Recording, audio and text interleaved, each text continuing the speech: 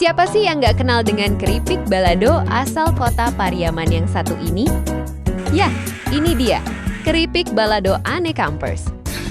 Cemilan khas Minangkabau ini sudah terkenal sejak pertengahan abad ke-20. Diolah dari ubi lokal pilihan yang diiris tipis, digoreng dan dibaluri bumbu balado khas Minangkabau. Balado sendiri adalah teknik memasak khas Minangkabau yang membumbui makanan dengan sambal, yang diolah dari cabai merah, bawang, dan rempah lainnya. Perpaduan rasa pedas, manis, dan gurihnya pas untuk lidah siapa saja. Sehingga sudah jadi cemilan oleh-oleh untuk dalam negeri bahkan mancanegara. Serta jadi bukti kreativitas orang Minangkabau mengolah makanan sederhana menjadi kuliner istimewa. Jadi, kalau ke Pariaman, jangan lupa mampir ke Ane Kampers ya.